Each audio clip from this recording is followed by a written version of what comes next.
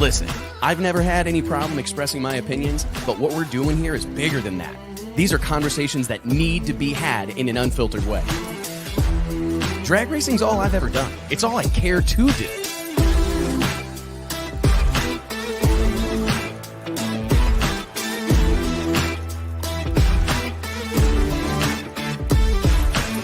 I respect the history, I appreciate how far we've come, but I want more for this sport, and I'll fight for it. It's uncut, it's unfiltered. This is the show of shows. The biggest names in drag racing. No holds barred.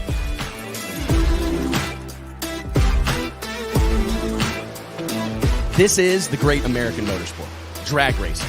Prove me wrong. I'll wait.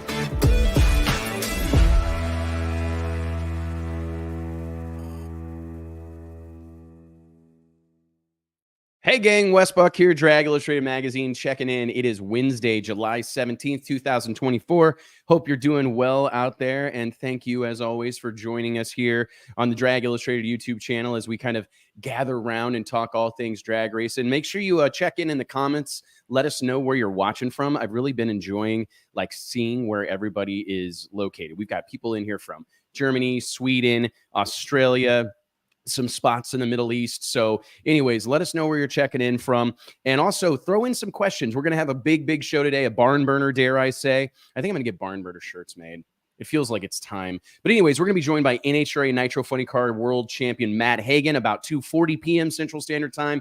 And then a little bit after that, we'll be joined by the one, the only Mr. Party Time himself, Jason Harris, fresh off a win at the PDRA Pro Stars event, which was held in conjunction with Virginia Motorsports Parks Night of Fire this past weekend out in Dinwiddie, Virginia. So excited to talk to these guys, talk a little bit about drag racing. There's a lot of stuff going on in the news, a lot of various things that I think we can touch on. And I'm really happy to see Jason Harris, who's had kind of a slow start to the year in 2024, looked good at World Series, looked like a real contender to get the job done. He's always one of the guys that I know will be in the mix late in the race, but wasn't able to really translate that success into the early part of the PDRA season. So the win at Pro Stars, I'm anxious to hear his thoughts and if this will be a turning point for his season. But if you have any questions, comments, anything that you would like to share with us or want us to touch on, we will do a Q&A session at the end of the show.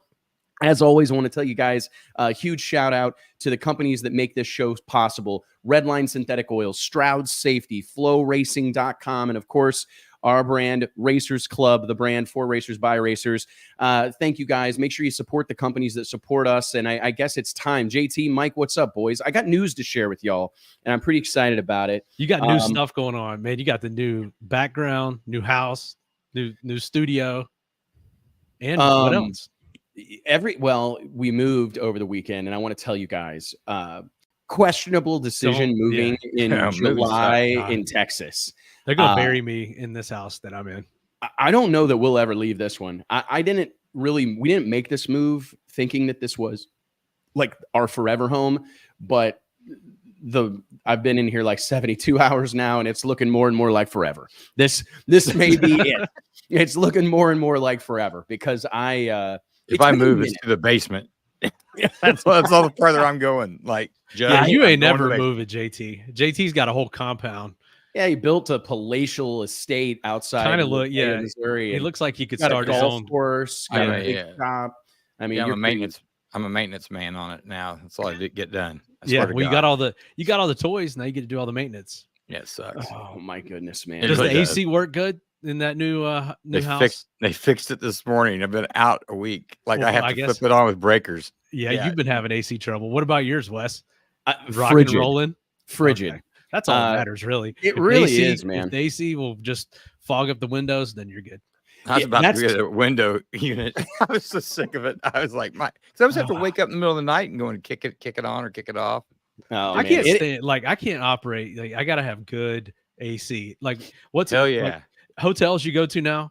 You know how you used to just go in and just crank that bad boy all the way down that little unit below the window, and now they've got restrictions limits on it. I think Biden probably instituted these restrictions. Probably. They can't go lower than like 70. I I'm think the this thing on is the not- wall is just bullshit. Like, Uh-uh. like you can go over there and click that thing down to 63, and it never Yeah. goes down there. No. Yeah, I've- we've got a couple, I would yeah. argue, because there's been a couple times that we've been in hotels on the road where you've woken up shivering.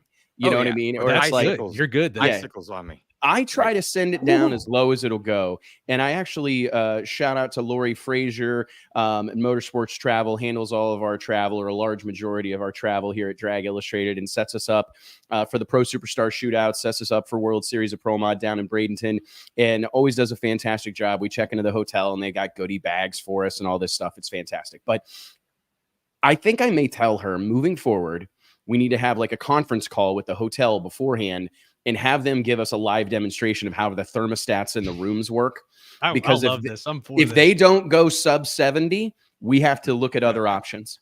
Like if the especially for World Series, because at the Pro Superstar Shootout, it was pretty hoodie weather, right? I mean, it wasn't like, I mean, we had some warmth. I mean, I guess that one day it was pretty hot, but when you get home from a long day at the drag strip, or when you get to the hotel from a long day at the drag strip, there's a reward kind of built in to running that thermostat down into the low 60s. You know what I mean? And I don't know. I think it's important. Well, that hotel we stayed in, We're not for World Series. We're not in our hotel rooms enough. Like it's Yeah. like track, bar, lobby. That's right. Lobby We'll check for out. The bar is more important. Yeah. But man, that hotel we stayed in for World Series had like a complete nuclear meltdown or something while we were there. Had a flood or whatever. Yeah, they had a flood. Every like, what do you call it? What do they call that? Mitigation. Every flood mitigation fan in Florida was in that hotel room. We had JT and I made pretty good friends. It was like an airport. JT and I made pretty good friends with Ashley that worked at the hotel down there. And she actually hung out with us in the lobby, and we had a big time. But she was telling my wife, she goes, you know, you guys could probably complain and get a lot of these rooms for free because of the water, you know, being everywhere and the flooding. And Alicia's like, we're staying in them though. And she's like, yeah, I know. And you could, but you could totally complain and probably get them for free. You might have to call corporate. And I'm looking at her and I'm like, you calling or am I calling? Like, who's calling to complain? I guess. And she's like, Wes, we can't. This has been a really great experience. We can't do that. And I'm How like, about instead, she hooked us up with basically all the free drinks we wanted. Yeah, out free of the drinks. out of the little pantry shop. Yes, we did. And I actually got in trouble for going back behind the bar that one day. Oh yeah. You did. That happens to me a lot. Like I take that liberty. If the bar is closed and I can go back there and like grab a straw or a napkin, I'm gonna do it. Like if I need it, I'm a big napkin guy. And if they don't have them like readily accessible, like on the countertop, I'm going to find them. Like if I've got to open a couple drawers, swing a couple cabinet doors, I'm not above it, man. Wasn't me, Mark. Wasn't me. Oh, well, anyways, guys, tremendous amount to talk about. What's the other new news? Well, I think it's big news for me personally. I bought a race car over the weekend. A Pro Mod?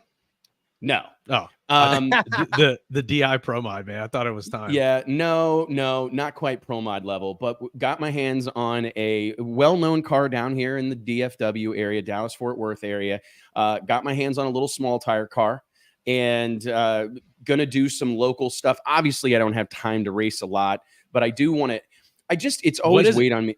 It's a 1981 Corvette with a 600-inch big block Chevy and a single stage plate nitro system on it. Power Glide, has been 460 at 155, or like has been well down in the fours. What? Who built the motor?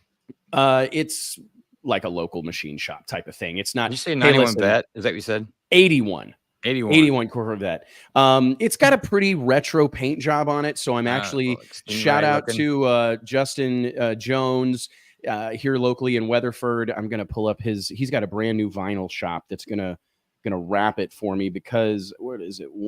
I think it's like 187, 117 ink or something. What, how did you get hooked up with this deal?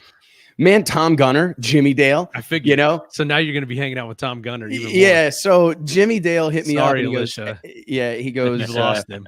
She asked me the other day. She's like, "Is Jimmy Dale like your best friend?" And I'm like, "Shut up! Just because we talk about race car stuff all the time doesn't really mean." But I kind of got the itch when Jimmy Dale let me drive his Mustang a little bit last year. And like I said, I don't have time to race a lot, but I just want to be a part. The scene down here in DFW is just strong. Like there is a ton of racing going on. I mean, you can race like 3-4 nights a week pretty easily. So I'm kind of just thinking like, I want to do some yokel stuff, play around, hoping to kind of make the car's debut in August at Radial Roundup. I believe is what it is. The Doomsday production, Michael Hollis's race. Michael Hollis and Barrett Green put on a bunch of small tire events down here.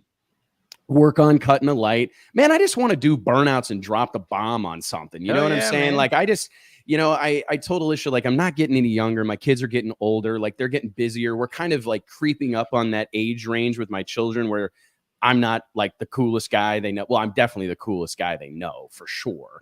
They haven't met Elvis. So there's no chance that they've met anybody. He didn't let him out of the house, evidently. However, I do, like Max is busy. He's 16 years old now. He's got all this band stuff. Like, and yeah, Alicia, Wes is going through a midlife crisis. Yeah, I got my hair in a mohawk now. We all need a race car, to be honest with you. I mean, yeah. Do you have like a truck trailer? What's going to happen for, what do you think? Towing? What do you think? Hell no. Hell no. You can drive it? You can drive it to and from the track? No, where do you keep it at the track? Like, JT, what are you doing this weekend? Hook on the trailer and get down drive here. 10 hours to come pick up my car. Well, we always talk about it, right? Buying the race car is kind of like the easiest part of it. Then now you got to figure out all the rest of the shit. Trust me, because that was like the first thing I said to Jimmy Dale is I said, hey, dude, you got a place I can keep this thing? That's right. Because I have. Can you get into the track? Because I told him, I said, listen, I'll buy room in your trailer? Yeah, I'll buy it, but I have nowhere to keep it. And not yet. Like I'll get a shot. I'll get a play because I'm like pretty ate up with it now. Like, all I do is like look at stuff I want to buy. It's going to be bad. It's going to be a bad thing probably, but I'm genuinely excited about it. I just want, like, I got this photo. I've spent my whole life drag racing. You know what I mean? And and I've had to kind of like table my own drag racing desires. I've had a lot of people ask me like, do you race? And I'm like, no, Drag Illustrated is my race car. And I actually talked about this in my interview with Jason Dukes. Really? On the racing business. Because it really is like Mondays, 6 p.m. If I go back to 21-year-old Wes, all I wanted to do was race. Well, he asked he asked about me and then even you about racing. And I always tell people that I actually did get my license, was going to like start the journey. And then I met you and we started doing this. And I'm like, we both kind of talked about this. We just, because I think you had aspirations to do something as well. And we both just were like, there's no time for it. And it got backburnered. Well, here's the thing. I think this is a fun thing to talk about. I know that we've got a lot of youngsters and younger guys that watch this show and gals for that matter. But it's like, I wanted to build a business foundation that would at some point in the future allow me to race, right? Like, and I felt like what I see a lot of people do, and I meet people all the time, they're like, man, I want to become a race car driver. And I'm like, okay, like do you own a business? Have you started a business? Do you have a job or whatever? And they're like, no, man, I'm just kind of hoping I'm going to meet somebody or I'm going to go to the races. And I understand that that's an avenue to take. Yeah, but good luck. Where our sport is and where drag racing is, like overall, your time would be better spent building a business, growing your career, like trying to find a way to be in a position that you can choose to race. Because that's where I wanted to get, where it was like, okay, I want to be able to get to a point where I'm not reliant on a bunch of favor systems other than the ones that I now owe Tom Gunner and Jimmy Dale. But like just try to do it on my own deal and not be beholden to, trying to rent a ride or. I said this to Jason also, like, because he was asking about advice for people that want to get started in racing. And my advice was that don't look at it just like I want to go racing, and there are so many other things you can do to be involved in racing, but not actually drive the car. And I told him that I felt like we had made a bigger impact with Drag Illustrated and all the stuff we've done around that than we ever could have behind the wheel of a car. I feel like you probably just end up being another driver behind the wheel, and unless you go out and win championships, set records and really do something special. But I feel like we've made a bigger impact here. So I was proud of that, even though I haven't got to drop the bomb on anything in forever, almost 20 years, probably. Well, I mean, and Get it's your little hot rod, Mike. you need I mean, to. really, that's where it starts, right? You Yep. get a hot rod, you start messing around with it, and then you hop it up, and the next thing you want to see what's going to do in the quarter or the eighth or whatever, and you hit a local track. I mean, hell, I mean, and that's those run what you brung and Wednesday night street race things. They're awesome. And they're tons of fun, man. Like Yeah. you don't have to have the fastest car in the world to like get in where you fit in and have a good time. And for me, it felt like the natural evolution of all this. Like we've developed a lot of incredible partnerships in the industry. I think we can create some value. I think there's some great content opportunities for Drag Illustrated, for Racers Club, for our various sponsors, Redline, Synthetic Oils, Stroud Safety, etc. Like I think that this is an important thing to kind of keep going with this type of and just develop this, like keep telling the story, finding ways to go to the racetrack, create content, have fun. We should probably get a toter home and a stacker trailer. Well, we need JT. Why don't you just reach out right now, like shoot a text to Richard Freeman and say, "Hey man, Wes bought a race car, and now we need you to give us a toter home and stacker trailer." Yeah, I actually know of a nice. Yeah, I know of a nice. No, he needs to just let us borrow it. Is in zero borrow. That's what I'm looking for. I like the word borrow. $0 equals borrowing. Yeah, actually, Richard just got. I think he just took a new semi in on trade or just bought one. That would be like my 56-foot competition semi. Here we come. Roll it into Yellow Belly. Roll into Yellow Belly. Yeah, roll into Yellow Belly with a freaking 50-foot semi. Like a full-on pro rig with a race car that somebody mowing yards this summer could buy. You know what I mean? Like it's the funniest thing. But that's what he's zapping. It's I'm excited about it. I really was like looking around for a car. I wanted to find something that was like a big block Chevy Nitro Steel. Like I just wanted something that like I felt comfortable with, that like we could get it. I could get it to start. I didn't want to dive into a bunch of EFI stuff or have a really like an exotic boosted car with a bunch of electronics on it. I just wanted to have something that was like simple and manageable that, felt like a great way to dive in. And I see Kenneth Winkler already giving me a hard time for getting a small tire car. I am the ultimate big tire guy. There's no doubt about it. And that time will certainly come. Kenneth Winkler's on you hard, man. He's already said a Corvette is not a race car. He says, is Corvette going to be sponsored by spray tan in a can? Bro, I don't even spray tan. I just get golden brown cookie tan the moment I walk outside. I mean, I really do. You don't use any. You're just all natural. No sunscreen, but no spray tan and no oil. Just natural skin versus the windows. Guy was looking through the windows of my truck, and I'm like, shit. So I run out there. He's got, he comes from the next door from the shady side in.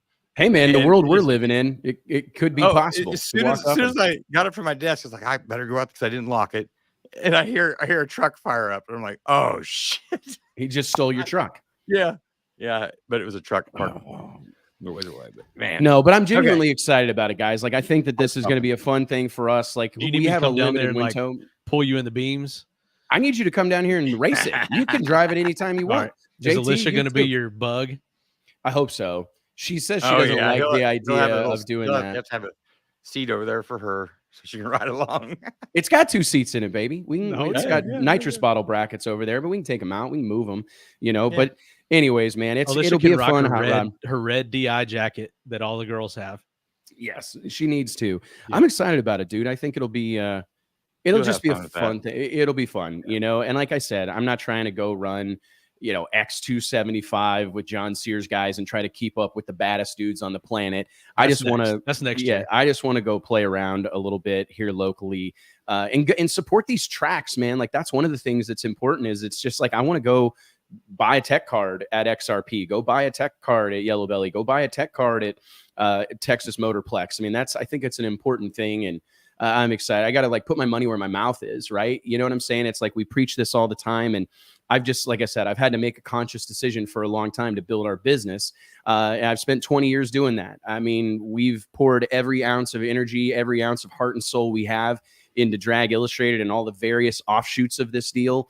I mean, because I was thinking about it this morning, that we got a lot of stuff going on right now. I mean, we've got 4 or 5 live shows that we're doing. We've got the magazine that's been going on. We just sent our 180 9th, 189th issue to print, daily updated website, daily updated social media. We got a 5-day-a-week crew chief daily email newsletter. I mean, there's a lot of stuff, not to mention the fact that we put on a couple of races in the meantime. So there's a lot going on, and I've been really happy to like put my energy there because I felt like that was a better way to serve the sport. Like I talked to you guys about this in the green room before we went live, is that I kind of weigh it all against what's it do for this community. Every decision I make is like, I want to know that we're doing something that's positive for the drag racing community and affect and impact as many people as possible. So this is like my, drag racing we've often talked about is a fairly selfish endeavor, right? It's not like a bass boat where your buddies are going to ride along with you. It's not like a pontoon boat where your family's going to hop on and ride along with you.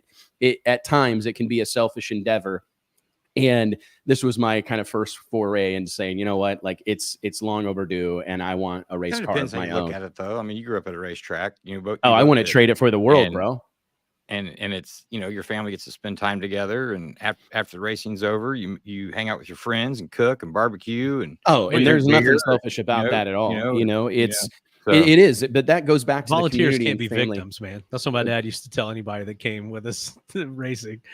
So volunteers true, can't be victims. So if you're Depends here, what team you're volunteering for, right? Get ready to work. That's where the toter comes in, with the nice lounge amenities and everything. So looking forward to that next year when you step it up to Pro Mod. Because that's happening, JT. We know that's happening, right? It's gotta be right. The hook's in, so now he's going to be escalating quickly. Okay, I just communicated with Matt Hagen. Head of refreshments. Head of refreshments. That's hilarious. Yeah. I think JT, I may have gave you the wrong number for Matt Hagen. I think I have a couple of them. So anyways, I just talked to him, and hopefully we'll be able to make that happen. But anyways, I'm excited about this deal. I think it's a positive thing. Just to, like I said, get to do some burnouts and purge a nitrous system will make me happy, even if I get to do it once a year. So I'm genuinely excited about it. I think it'll be good for the brand, and like I said, I'm excited to genuinely excited just to be a part of the scene. You know what I mean? And I also, like, you made a good point, JT. I want my kids to go to the racetrack with me. I know how valuable all of those experiences were to me. The people I met, like I've got friends that I made when I was 10 years old that I still stay in touch with, that I met at the drag strip. And I just want to make sure that my kids get out and get to have that same experience. And I've just not been able to really provide that to them up until this point, right? Because it's totally different. I've had to tell people this before, but it's totally different going to the racetrack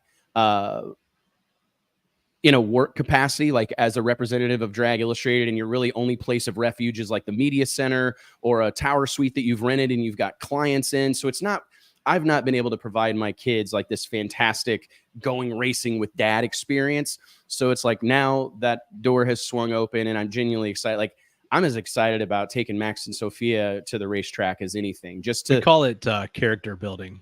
It is a character. It's fantastic sometimes. The other times, maybe not. But that's where the character building comes in, and it'll definitely shape you and give you an appreciation for it. I think once you go in that capacity, it's very hard to go as anything else. I mean, even going to the track as media or anything, I've gotten more used to it now. But you go. It's a very foreign experience. Yeah, like expecting to kind of be, part of the show and in the routine and in the mix and. It definitely, and like takes some time to adjust to having that. A dog in the fight like that. My entire youth up until we started Drag Illustrated, like when I went to the racetrack and even the first several years of DI, like my dad was still racing, my uncles still race actively to this day. But it's like I had involvement in a variety of different racing endeavors. Actually, some of the way I got to the racetrack early on was volunteering to crew for cars in exchange for room and board or whatever, just so I could get to the racetrack to cover it for Drag Illustrated. And I would try to do both those things. But I think it's been a real challenge over the last, decade and a half or whatever. Mike, you've racing with your dad as much as you did and traveling all over creation, racing IHRA, ADRL, PDRA, like doing all the things you did, the local series out there on the East Coast. It's hard to like go to the racetrack the next time and not have a car, like not have a dog in the fight, not have. So anyways, I'm excited about that part of it, just to be able to. Kenneth Winkler said that you can borrow his 32-foot trailer for a year. All you have to do is wrap it Yeah. Saying I am Wes and I like radial racing. I like radial racing. That is hilarious. And I do love I mean, listen, Drag Illustrated I know you do. probably wouldn't be here without small tire racing. Like that was a big part of our early growth, was that outlaw 10.5 racing, limited street, true 10.5, drag radial racing was virtually uncovered. Like there was no other magazine really writing about these cars and these racers and these events. There was very little digital coverage of it. And that was early on in the digital revolution. But you may see the odd story about an Orska race on dragracingonline.com, the now defunct dragracingonline.com. But that was about it. And you were, that was really because of Ian too. That was right? 100% because of Ian Tucker. I think was based in the Atlanta area where that deal was hot, and he kind of brought it to them, and he continued that with us when he came on board with us. But it really is about your interest in it and your passion for it that, you know, for that to get the coverage. And also we're always eager to cover the up and coming thing and kind of get in at the ground floor and promote something like that. And that was the ground floor of radial racing at the time.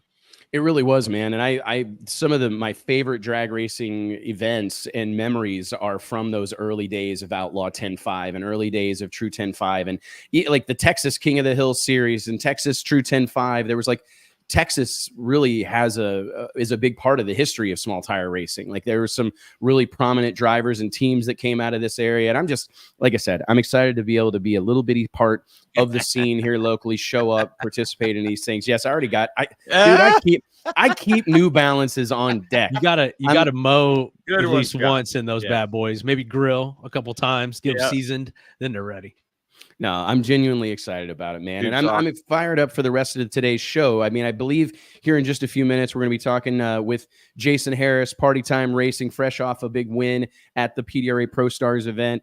Battled weather, man. It's been a tough one. I was actually having this conversation with Drag Illustrated's roaming subscription sales and photojournalist Van Abernathy this morning, talking about how impacted his schedule has been in 2024 with rainouts, weather issues. It's too hot. Some events being canceled because of heat.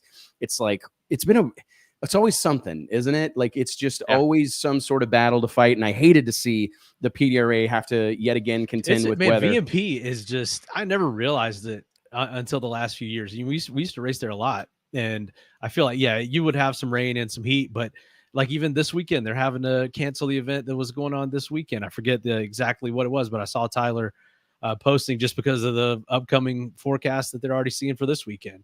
It's just so hit or miss at VMP. There can really be nothing in the forecast, and then all of a sudden it starts. Tyler should probably just leave the week they're having an event. It's not Tyler, man. I love it. That's a fun joke, but it's just however that place is located, man. Wow, he's so unlucky with that stuff, man. I've had to tell him a couple of times, like, quit taking ownership of this because you're going to create something of a self-fulfilling prophecy right. where you're going to manifest bad weather if you're not careful, you know, and I believe in that stuff. I'm a Fruit Loop when it comes to that type of thing and self-actualization and visualizing stuff. And if all you think about for 2 weeks leading up to the race is like, oh, it's going to rain. It's going to rain. I sometimes think that those thoughts get answered. Has anybody looked at the forecast for Seattle this weekend? I haven't thought about looking at that. I got to look at that. Hey, here we go, JT, the weather segment. Okay, here we go. Go full screen on JT. No, I got to pull it up.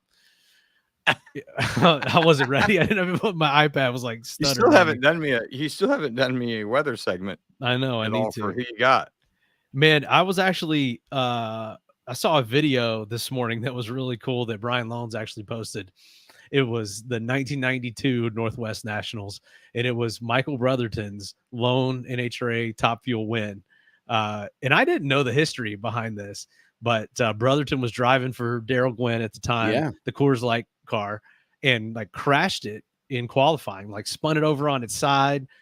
You know, not a terrible crash, but like kind of a weird one, and nosed it into the wall. And they worked all like for a day or two to get it repaired, and then ended up marching through eliminations and won the race. It ended up being Michael Brotherton's only NHRA national event win. He did have some IHRA success and success and other stuff as well, but also now the sales director, I don't know what his title is, but Richard Freeman's right-hand man at Elite Motorsports, selling large portion of the inventory over there. So and Michael Brotherson great is dude. someone He's like an awesome dude. We should probably have him on here sometime soon. Yeah, he's got some really cool stories, man. Wild stories. Really I think does, JT that event in Seattle, I think that is the time they took the Budweiser sign and down and made the front wing, redid the front wing.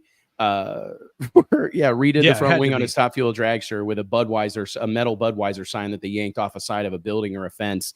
I love stories like that. We did a segment one time with Stevie Jackson where we spent like an hour and a half. It was back in my selfie video era.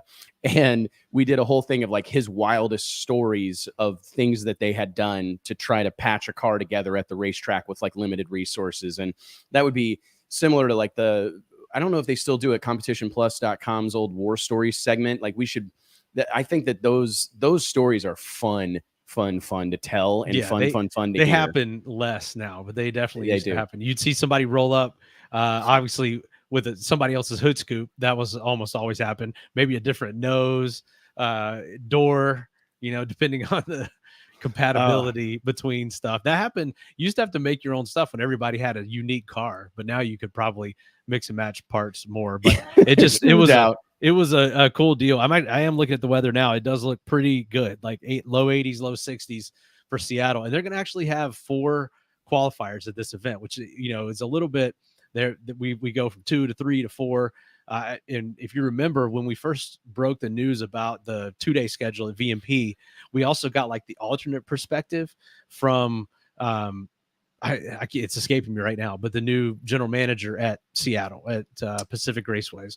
And he was going he wanted all 4 qualifiers and wanted the event to be longer. He was giving us a perspective from making the event as long as possible. And by going to 4 qualifiers, they are going to have like a dedicated Friday nighttime night of fire session. So that should be cool. And we talked a little bit earlier this week about like the abbreviated Western Swing, and can we call it the Western Swing anymore if it's only got Seattle and Sonoma and no Denver? So I think this is the first year we're kind of looking at that as well. I don't know I keep saying Western Swing and it feels wrong to say it without that Denver event. I don't really know how to. I mean, I think this is probably our first taste of what life's going to be like post Bandimere Speedway is kind of how it feels, right? Like I know there's still a lot of scuttlebutt out in the Denver area about, a future location for a racetrack, but whether that happens or not, I don't know that there will be a facility. I saw the clip. I believe Bandimere Speedway posted it on social media over the weekend when John Forrest was on one of his top end tirades and said, "Look at this place! Like this is some mythical shit." And and he's right. I mean, because that place is breathtaking, and I do not think that there's a place. I don't know that there's any recreation that could fill the shoes of Bandimere Speedway, like etched in the side of a mountain, scenic views, incredible facility, well kept, well maintained. I don't know that there will ever be a replacing of that. Well, what was so cool about the Western Swing too is they did them in different order all the time, I believe, but you got the elevation of Denver, then you got the like below sea level of Sonoma and the ultimate air, and then you got Seattle, which is kind of in between, or like had its own atmospheric conditions, all the trees and stuff. Also, Seattle never had lights up until this year. That's the big deal about doing this Friday night session. And the reason why you've never seen a night session in Seattle is because they didn't have lighting. Now they've got lighting, and I think that's going to showcase that upgrade this weekend. My takeaway from that, and I'm curious your perspective on this, guys, like what I see in that is a track operator, NHRA listening to a track operator, or like some meaningful conversation happening, or somebody that's got their own ideas. Like this guy, and I'm sorry, it's escaping right now. If I wish I could dig it up really quick, but having kind of their own ideas and their own understanding of the local market and what's going to drive that market and what they're looking for. So the interview we did with him, I think, was very insightful on that, in that he had his finger on the pulse of that market, said 4 qualifiers appeals to our market better, a longer event appeals to our market, and then they're throwing in this nighttime deal as well. So that to me is what it takes. It takes a track operator that's not just some dude that they're just sticking in there to just run the track and then just call it a 9 to 5 and be done. Somebody that is taking ownership of it and wants to see it grow and thrive and have somewhat of a unique event for their facility.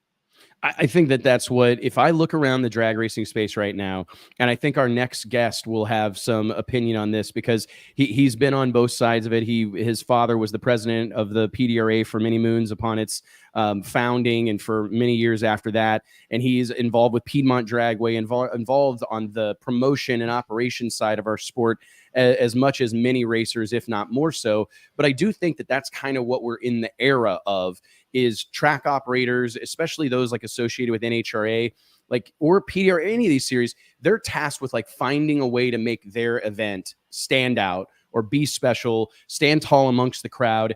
And I mean, I remember Jason Harris like looking at me as like the beauty of World Series of Pro Mod. It's this one time a year thing that everybody, all eyes turn to that. And I think, the PDRA are making strides towards that with the Pro Stars event. Yeah. I think of Texas Piedmont's Motorplex. Always had that. Yeah. Texas Motorplex, Stampede of Speed. Like that is, they have gone out of their way to make their NHRA national event different from other NHRA national events. Virginia Motorsports Park with the 2-day format earlier this year. I mean, I think you've got to try some things and you've got to try to build your own festival or your own kind of lifestyle event that is accompanied by or complemented by the NHRA National Event Series. So anyways, guys, without any further ado, our first guest of the day, let's give it up for the one, the only Mr. Party Time himself, Jason Harris. Party What's up, time. What's up, buddy?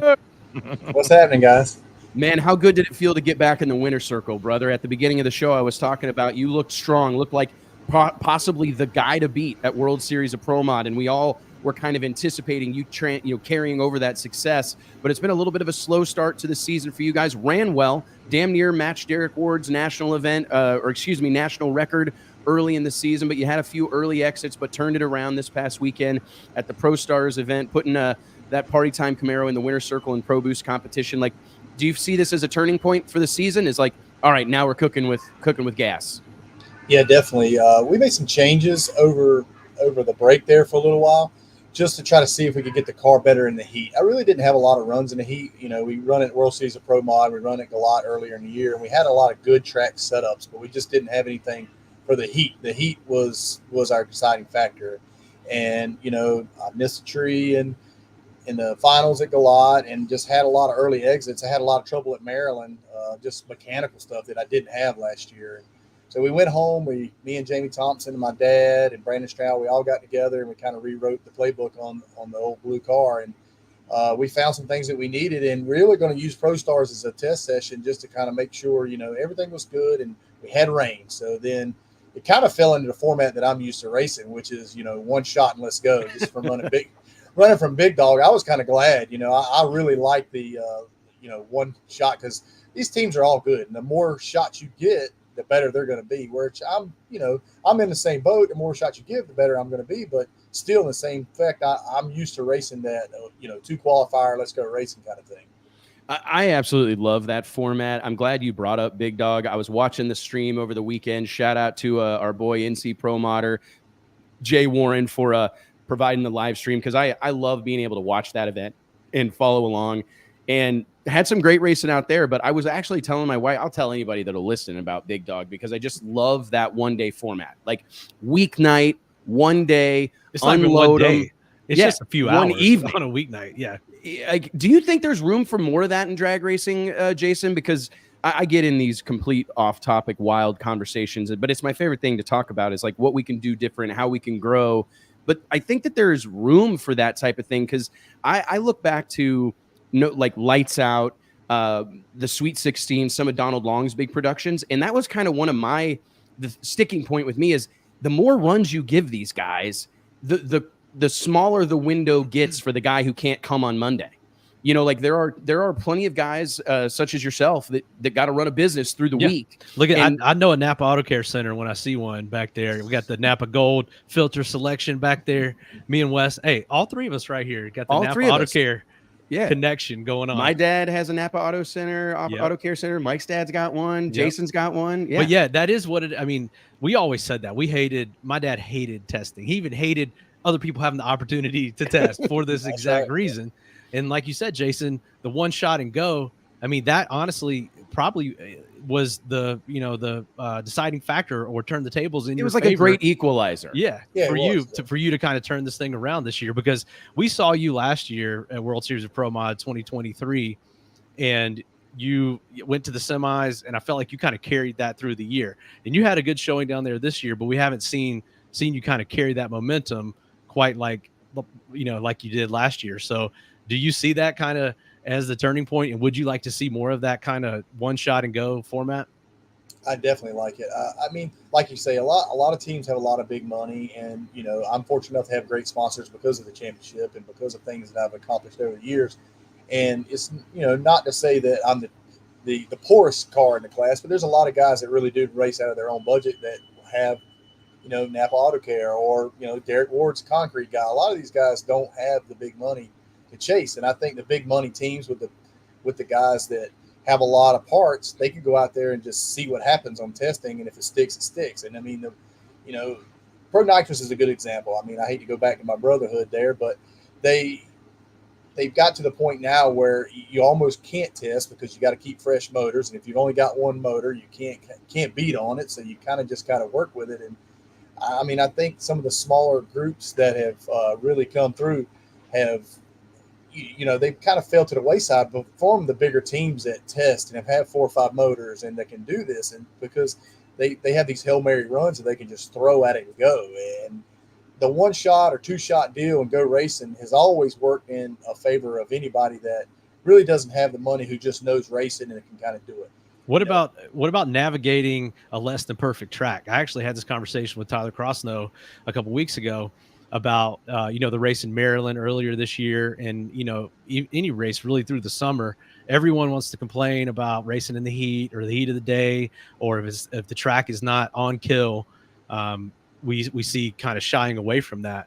But again, kind of along the same lines of 1 or 2 shot and go, a tricky track, a hot track, that plays into your favor as well. And I mean, what's your opinion on that we've kind of gotten away from, navigating different track conditions, and that everyone expects a perfect track every time? I mean, it really does. If you look at qualifying sessions throughout the day, the faster teams and the faster cars, and all the cars are kind of grouped up kind of together. I mean, you're going to have the guys that don't get down just for mistakes or whatever, but then you're going to have, once the night session comes in, you're going to have a bigger spread sometimes, because the faster teams get really fast and the slower teams kind of just stay where they are. I mean, I think we test to make ourselves better, but in the same aspect, I think testing hurts me sometimes, because I get out in left field trying different things and just trying to make the car better, and sometimes it doesn't work like that. I think, this weekend played a good factor. I kind of knew what it would take to get down the racetrack. I kind of knew where I needed to be, and I kind of stuck right there, and it could go the other way a lot of times. I mean, you can have a lot of mistakes and fall way behind, but with the 2 format, or, the format where you can just drop the hammer and go, you really got to use your head. You got to navigate the track. The tracks are a big point right now. And I think they do a great job keeping the tracks great during the heat, but then the same thing, once the track gets tight, that Camp's going to lay a good number down, or Stedding's going to be there, or Halsey's going to run low 60s, where the other guys, they move up, but they just don't make that initial jump to get to the fastest they can. There's no doubt, man. And we Mike and I always talk about, like, these dog days of summer really separate the men from the boys. Like, I'm not trying to be like fire shots or be disrespectful, but it's true, because it's one thing to go up there on 60 degrees, partly cloudy, you know what I'm saying, and lay one down. But to go up there and navigate those tricky track conditions, those are, I think, the stories worth telling. And it's also like what most drag racers are contending with. Like, most drag racers week in and week out, they don't have a lot of input on the racetrack. They don't have a team of people out there at the local racetrack, with drag or rotators and all this, latest, greatest equipment. I mean, I go to a lot of racetracks that just have a drag behind a tractor with some old slicks on it.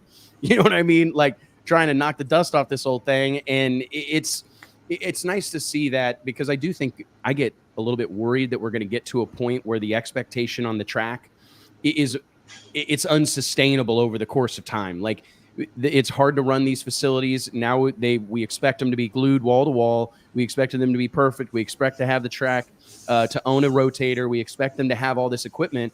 And it's a big, I mean, as you well know, I mean, that's a big bite for a lot of these facilities. So I think we have to manage those expectations where we obviously want to provide the best racing we can. We want to put the best racetrack out there that we can, but it also contributes to downtime, where you have to be mindful of that. How much is this going to slow down our show? How much is this going to detract from our overall program and the product we provide to our fans? So it's an interesting conversation. There's no doubt. What do you look? We're halfway through the PDRA season. That seems hard to believe. I mean, looking at the remainder of the year, Jason? Like, what are your kind of thoughts on the lay of the land right now? I mean, we've obviously seen Kurt Stedding and Todd Tutterow run really well. Derek Ward run really well. Melanie Slemmy run. I mean, the list goes on. Johnny Camp, and various other teams. But do you feel like you're in the thick of things right now? Do you feel like you're well positioned to make another championship run late in the season? I don't think I'm well positioned. I think I've got to really pull a rabbit out of a hat and continue on. But we are going to Martin. Martin's been a good racetrack for me. I've won a couple of Pro Nitrous races up there. I've won some Pro Boost races up there. Martin's been really well to me. Maryland, never been good to me, and it wasn't good this year. So then we've got, the sour apple on the cart there, Bristol. Nobody's been to Bristol in a long time. Ricky's been to Bristol. He knows, some of the NHRA guys know that track, but nobody knows an 8th mile. So I haven't raced it but one time 8th mile. And this is going to be a real big change for a lot of guys going in there. I mean, you're talking high altitude, hot weather, a racetrack that we hadn't been on before. We have no data going in. And then obviously you've got Galat and Virginia at the end of the year, and they're always what we call, the world record swingers, where you can really swing and go for it. Right now, I'm going to race my race. I'm going to do exactly what I did last year. I'm going to go round by round and just try to win each round. Some guys have laid some good packages on me this year, and I got beat that, and I've been completely dumb on the other lane and just, haven't got away with things. And I've had a lot of parks failures this year that I did have. And it's not from lack of things. It's just racing. It's just the way it is. You're going to break stuff. If you do this long enough, you will break stuff. And, Pro Charger's been really good to me this year. And, Mark Mickey, all these guys, all these companies that stand behind me have really, really stepped up to the plate. And I hope they hang with me because I've had a bad year. And, I mean, these guys know racing. Racing can be up and down. This is probably the worst drug you'll ever take in your life because it will leave you on the floor, and in 2 seconds you're back in the sky. And, you can't explain. I was just so beat up on myself going into Pro Stars and just, I haven't had a great year. I'm just trying to win rounds. And the next thing you know, I'm in the winner's circle. I had a lot of luck at Pro Stars. I had some, Johnny had a little tranny issue where he had some fluid down, but I still think I had the car to beat, and, he had to get inside of it. And Melanie, all these guys are super good racers. So I still think it's anybody's race right now. I think in the top 6 or 7 can still move up. It just takes, Todd goes to winning a race at the beginning of the year to not qualifying. I mean, there's a lot of guys that it changes quick in this. And I think that's why we love this sport, is the uncertainty, because it's not about sometimes how much money you got. It's just about how lucky and how good you can be. Yeah. And the competition is so tight, especially in Pro Boost. It's just like the spread on the field is so tight, and we see that at World Series. But just the number of cars in Pro Nitrous I think is down a little bit, but Pro Boost is still really healthy, and it's a dogfight even just to qualify. And then 1 to 16 is such a tight spread. Yeah, it definitely is. We got Wes muted here. Muted. Why are you muted, Wes? I don't know why I'm muted. I'm sorry. I must have coughed or something. I've got 2 questions for you, Jason, before we bring on our next guest. But I just want to, first and foremost, how excited are you you talked about going to Bristol. I think this is a good move for PDRA, just to go venture into some new territory. Bristol Dragway, I mean, you're talking about a door slammer centric part of the country. People appreciate this type of racing. They got a grandstand named after Ricky Smith. Like, this is a place that I think PDRA will speak to. Or is that something that you're excited about? I mean, as someone who has seen the inner workings of operating a series with your dad and watched your dad fight the good fight for several years, leading the charge at PDRA, like, do you think this is a good move for the series? Absolutely. I mean, I think Tyler and Tommy and a bunch of guys that kind of talk, they're going to have that floating race, what I call it. If it sticks, everyone I've talked to, all my fans, all my guys that come watch us on a regular basis, that watch Travis, that watch me, that watch all the local guys, they are so excited about Bristol. There's something about sitting on top of that mountaintop and looking down on that racetrack makes it deal. And like I say, I was there in ADRL years ago running Pro Nitrous, and I've never raced the 8-mile race there. I was slated to run the NHRA race there last year, and I just decided quarter mile wasn't my thing. I think I'd stick, get in where you fit in kind of thing. And I wanted to stay in the 8-mile series. Bristol is going to be amazing. I think you're going to see, I think that's going to be the turning point for whoever's going to make a run for the championship. Speaking of unique tracks and being up on a mountain and looking down, there was another one back in the day that was kind of like that. It was called Sheeler Motor Mile. Does anybody remember this track? This was a unique facility for sure. We actually loved racing there. But let's get a little perspective on the man that actually owned and I think helped run that place. Do you know what I'm talking about, Matt? Hey guys, how are y'all? Thanks for having me on the show. What's up, hey, man? Ladies and gentlemen, the one, the only Matt Hagen. What's going on, buddy? Hey guys, how are y'all? Hey, Jason, congrats on your 23 championship, man. That's badass. Thanks a lot, man. Appreciate it. Yep. Absolutely. I try to follow Matt, door slammers as much as I can, man, but it's so tough with our schedule and whatnot. And I ran per mod for like 6 years, and right. I stepped into a fuel car, and I would still probably be in a door slammer if I could, man. But just different opportunities in different ways. But there's definitely a lot of love for you guys and what you do, and those cars are a handful every run, man. And if anybody knows, I do. That's for sure. Yeah. How about running them at Motor Mile, man? Back in the day, what was that? It's a little series? short at Motor Mile. It's a little short there, man. You know what I mean? Like it's. I've been off the end of Motor Mile a few times. You know what I mean? So, go back, search on YouTube. If Google on YouTube. Motor Mile, ADRL Motor Mile, like 2008. That track was badass. That was a great track surface. It was up, up in the mountains a little bit, but you could haul ass there. But you better have those chutes out. Yeah, you better have those chutes out. Typical engineers, right? Like, they're like, oh, well, it's a 2% grade and you're going to have this much stop. And finally we ended up buying some more land from another farmer down the road there. And he was just like, we had to do a deal. Like he wanted to buy some condos my old man had or something, and did a little bit of swap just to get a little bit more land to get shut down. And even then, it's like you better have the laundry out. You know what I mean? So, it was exciting, man. And that was another deal. It kind of separated the men from the boys and the real drivers that have been in those environments and on short tracks in the 80s and 90s. We loved racing there, man. We miss it. That's how I kind of cut my teeth in this whole thing, man. I started at Elk Creek, which I look at it now, and you go look at Elk Creek, and you're like, how did I get a car down this narrow of a track? You know what I mean? Yeah. And it was like quick 8. You just a quick. It didn't matter what you had. It's just the quickest 8 to show up. You know what I mean? And once if you could get in that quick 8 field, you had a shot at it, because most of the time you had no business going down the racetrack anyway, trying to get that fast. Yeah. I remember the first time I went to Motor Mile, guys were like pulling the parachutes at the 60-foot cones. You know what I mean? Like everybody going up there the first time, they're like, oh, I got them out a little early. I'm like, yeah, man, they were out when you went by the tree. Yeah. Did you ever race there, Jason? Oh, yeah. I went like 408 there, and like you say, laundry out at the 330, bouncing, trying to stop, and that wasn't even fast back then. I made a hit in a fuel car there, so it was just like, man. Like, you got to bring it up here and do that, and I clicked it off at like 330, and that's about all I wanted in a fuel car. You know what I mean? Yeah, that was an awesome facility, though. Awesome track. I mean, it was a cool deal. But yeah, that's unique tracks like that, I think, add character to a touring series like PDRA. Talking about Bristol, so I'm excited to see them go there as well.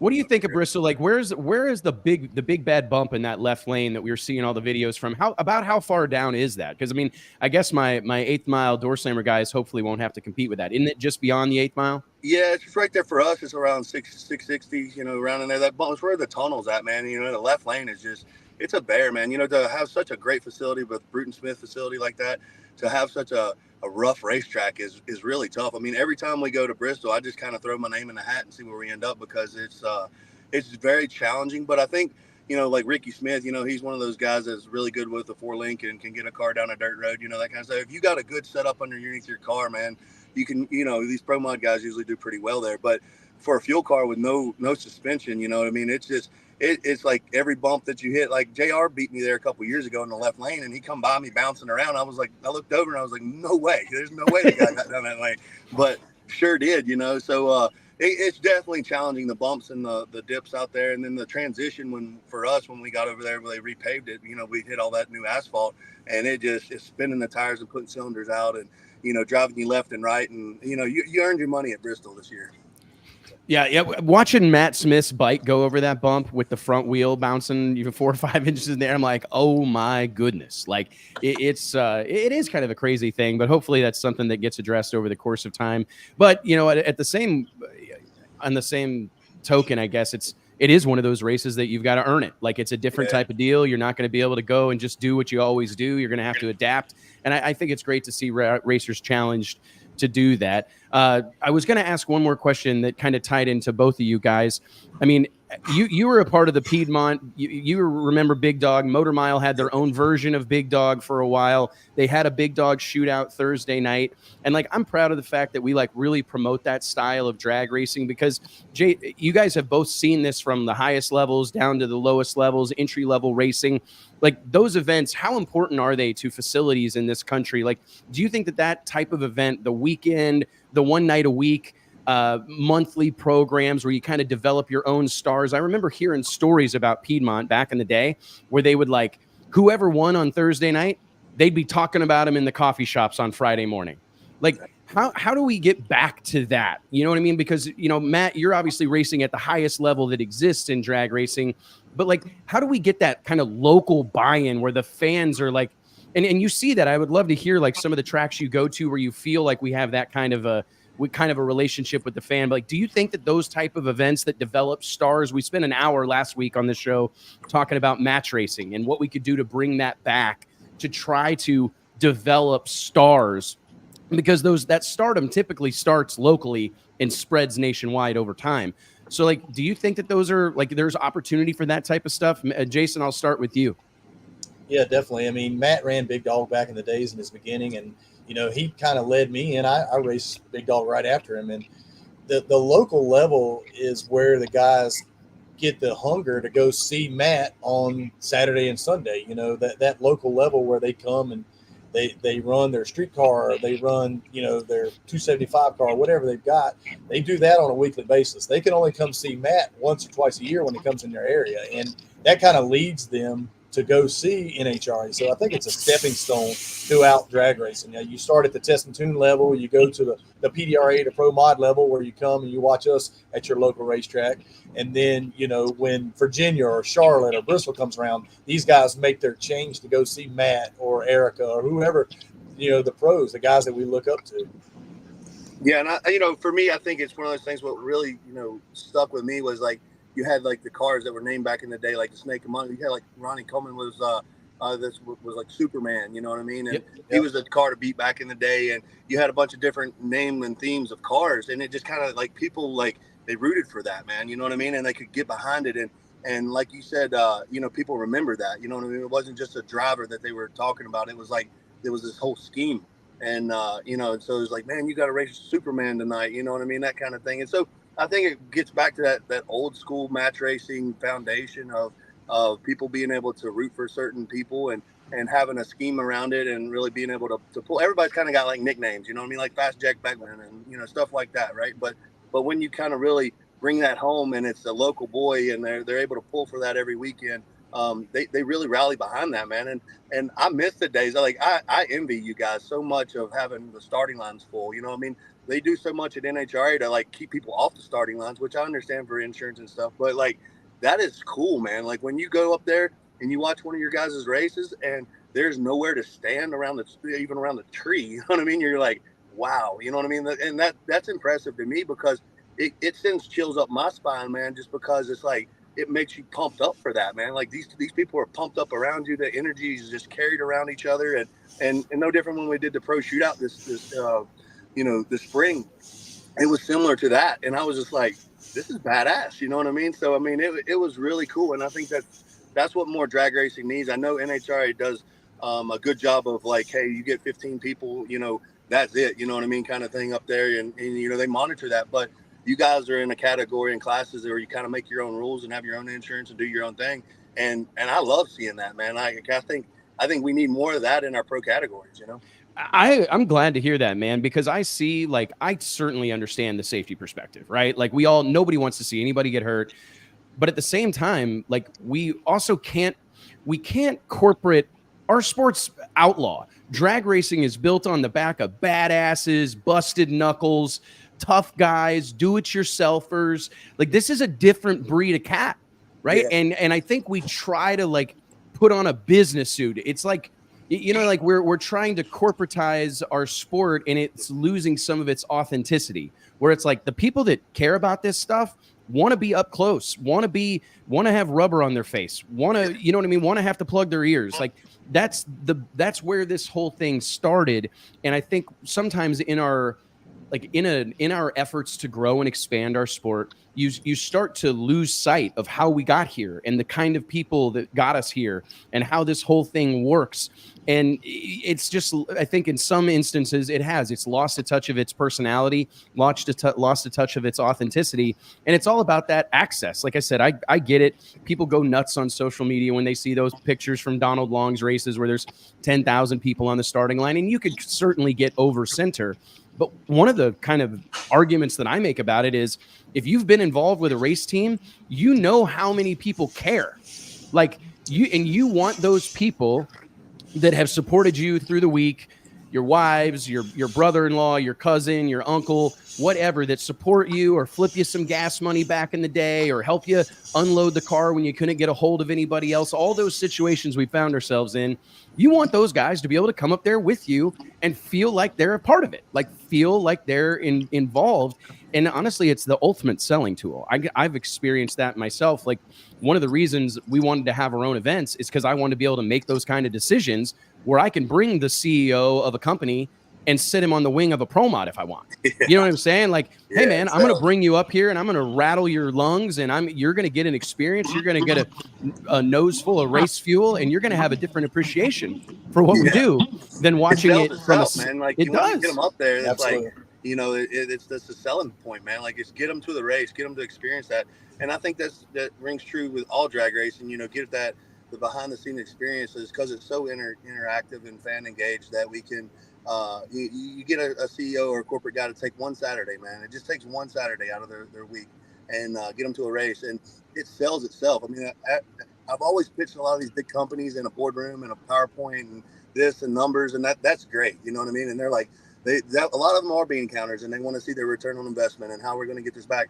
But once you get them to a race, they're like, okay, we're going to figure this out. Like, let's make this work, you know? We want to be a part of it. I mean, and it's a community of people that support one another. Like, I mean, that's the thing I think about all the time is it's like, you know, Dodge doesn't have to wonder if Matt Hagen's moving the needle for him. Like, I bought one because Dodge sponsors the drag racing.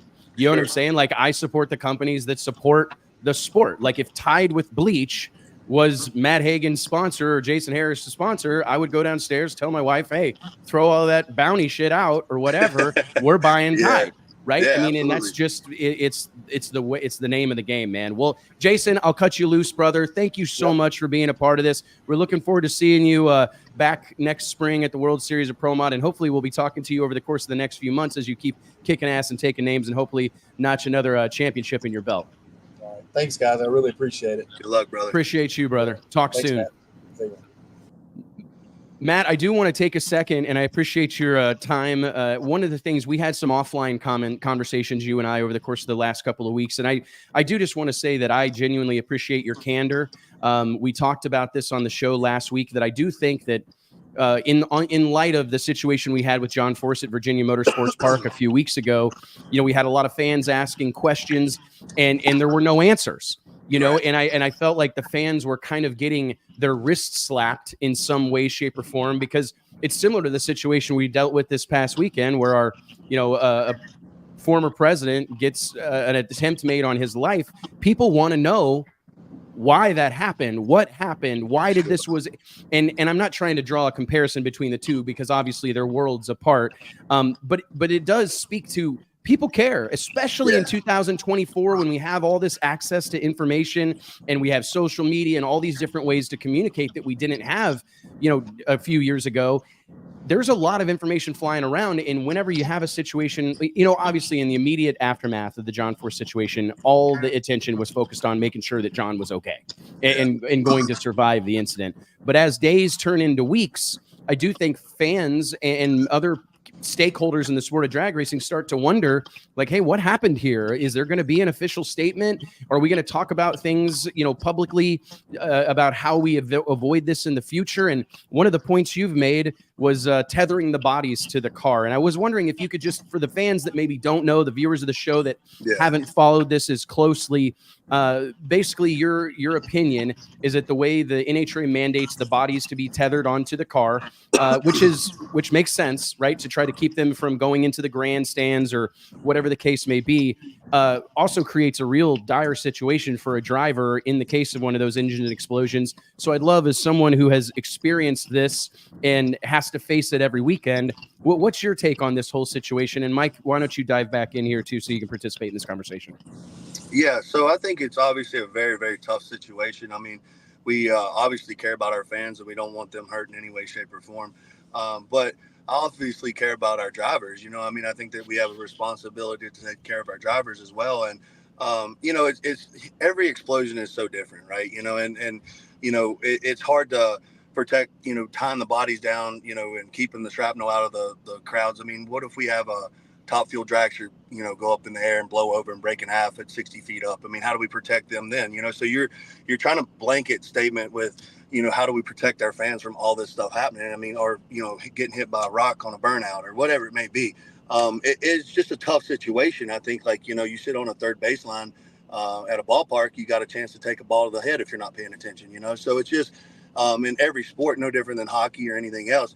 There's chances that our fans take by coming to the events. You kind of realize that, but we still need to do some type of protection for our fans. Obviously, I mean, I just feel like in my heart that tying the bodies down is not the way to go. I mean, maybe we should put up netting or pull the grandstands back away from, towards the finish line, whatever that may be. But tying the bodies down to me is just, and I've always been against it. I was against it back when we did it, and back when I was driving for Don Schumacher, and Don was so against it that he went to NHRA and said, look, I'm going to park every one of my cars, including my dragsters, if you make us mandatory. And that same weekend, Johnny Gray popped the body up and couldn't get out of the car, was trapped inside the car because the body popped up and came back down. And he couldn't get out of the roof hatch. And then NHRA said, well, it's optional. So we were going to make it optional. So we took ours off along with a lot of other teams. There's some other teams out there that leave them on or think that it's a good thing, and you got to respect that, you know what I mean? Like, but for me as a driver, from the situations of the things that I've been through, when I've blown them up at the finish line, you can't explain to someone how big of an explosion that is. It's back before the hand shields were good, I thought I knocked my fingers off. Like, I threw my gloves down and I was like, I knew for sure I wasn't going to be able to count to 10 because of the concussive force in there. Now our hand shields are a lot better and they do a better job of deflecting some of that energy, but what you're asking of that body is to kind of contain all that energy underneath you, and it comes back on you as a driver. So it's a massive concussive force underneath there. And anytime that I've ever, had one blow up on the finish line, me and Robert blew one up together at the finish line. And I feel like that if his body wouldn't have came off, he would have ran over top of me because he couldn't see to drive. But his body went away, my body went away. And for me, it's always been like, big boom, the body comes off and usually when you have a big boom like that, the car comes off the ground 3 or 4 foot anyway, the rear end's up. So when the chutes come out, because the body's dragged off of it, the chutes come out, the body sits down, it straightens the car out. I can see where I can drive, I'm able to see again. And then, the fire goes away. Obviously there's a big fire with a big boom like that. When you hold that body down, you have an opportunity for that fire to stay there. That carbon starts to burn. You start taking in carbon. You're trying to hold your breath. You can't see where you're at. And that's the biggest thing. Like, I think I talked to Tasca. He's kind of leading the charge right now of we're going to do all these things to get these parachutes out, which is great. And I think that's a wonderful thing that, obviously when you look at John's situation, there's a lot of things that went wrong with John. But Tasca is like, we got to get the parachutes out no matter what. But even doing so, the body comes up to where the firewall is in your face and you can't see to drive. So you're telling me that, the chutes are out and that's great. It's helping us slow down. But 9 times out of 10 that I've seen that every one of these explosions with the body out, including ones I've been in, you can't see to drive the thing. So you're going to go over and tag the wall instead of at 300 at 150. Well, I don't want to tag the wall at all. You know what I mean? Like, I want the opportunity to drive the race car to a safe stopping point away from the other person I'm racing against, So it makes it very, very challenging. I mean, between the body not coming off, the parachutes maybe not coming out, not being able to see to drive, and the fire staying there with you, that's 4 reasons I feel like is that we shouldn't tie them down, but like I said, I don't know what the answer is because we do still need to protect our fans. I mean, but maybe the answer is netting or moving the stands away from the finish line or something like that. I don't know, but I just feel like in my experience, we're going to hurt some more people by tying these things down. Well, and I think that you're right. I mean, you've got to like weigh the pros and cons of these different approaches. And I mean, I think it's probably just going to take, unfortunately, like I've said here, so many rules in the rule book are written in blood. They are written after something bad has happened, and we're trying to, prevent that from happening to somebody else. You don't ever want one of these things to happen in vain, right? Where it just happens and then we don't make any changes. And then, a few weeks later or a few months later, whatever the case may be, it happens again. And we haven't done anything to correct course. But I do think that a little bit of outside of the box thinking, and I'm sure, I can't tell you how many emails that I've gotten personally, and I don't have a dog in the fight, right? But like dozens and dozens of emails from viewers of this show, readers of Drag Illustrated magazine saying, hey, what if we considered mounting the parachutes to the wheelie bars, or making the funny cars run a longer wheelie bar so we can get the parachute packs off the body? What if we did this? What if we had tethers that, were longer and allowed the body to get off the car but not go into the grandstands? Like, is there a way to do that? Like, I do think that you're right. Like, we just spend some time thinking about it. One thing I talk about with this drag racing community is this is a group of people who could build a spaceship in 90 days and get it in orbit. You know what I mean? Like, this is a problem-solving group of people. We're working very hard. I don't want anybody to think this is a negative towards NHRA. We're working very hard with NHRA to try to come up with some type of solution or to move forward in a better direction or to make these cars safer. So this is not like a, bad on NHRA or shame on them or anything like that. They have implemented what they feel like is safest for our fans and safest for us. And I just feel like there's a better solution. That's well, all. You have to look. Yeah, and it's not. It's a tough spot. I mean, it's like a double-edged sword. But to me, you have to look at what's more likely and what has occurred more often. You're gonna blow these things up, and if you've got everybody, every time that explosion happened, the body stays on the car. You're greatly increasing the chance of all those things that you said happening. And how often has a body gone into the stands? Well, I can only blowing think bodies off for decades, right? Yeah. And nobody's really came up with an issue of it really hurting anybody. But it happens very rarely. So you're basically ensuring a tougher situation for your drivers, a more unsafe situation for your driver, because of this odd occurrence that's happened once or twice, depending on the location of the stands to the track, the wind, all these things. So it's like you got to, take the chance of that happening to ensure that, the other option is 100% these other bad things are going to happen for the driver. That's the way I would look at it. He used to have an injection button on his car, like, because the fires were so bad. He used to blow the body off the car. And I mean, I didn't know that until my crew chief told me that, because he used to work for him back in the day. So the fires used to be so bad in these funny cars that they went through a year where Force would actually have an ejection button where they blow the body off of the car to get the fire away from them and stuff like that. So that was probably, I was like, really, that's wild, man. But they went through that kind of stuff, man. So I don't think we're reinventing the wheel here. I mean, I think it's one of those things where everyone's known that keeping these bodies makes it extremely more challenging. I mean, for a driver, like I realize why people jump out of skyscrapers that are on fire, man. You think, why would you do that? But when you're on fire to the point to where you just want out, like I've been to the point before in a funny car where it crossed my mind that I'm going to die. Right. Like, and you go, what, you start to panic. Right. And you go like, I was ready to jump out and it was still probably running 150 miles an hour. It was on fire so bad I couldn't see, and my legs were blistering up. And you get to that point to where you start taking in all this smoke and and all you can see is fire and you don't know where you're at on the racetrack, and it's a panic situation. So I have been in those situations before, and nobody can tell you how to react to those. And you just have to learn to get through that. And after you do that, you grow from that, right? But it's one of those things where, I don't want to see anybody go through that. You know what I mean? What an awful feeling to think that we blow these things up and then you're blindfolded to try to drive one because the firewall's in your face. I mean, there's a lot of things that scare me in life, but this is the only thing that I've ever considered not driving a race car because of. It's because of the tether in the bodies. I've truly sit in bed at night sometimes and go like, why am I doing this? I've already won 4 championships. I've set all kinds of world records. I got 51 Wallies up on the shelf.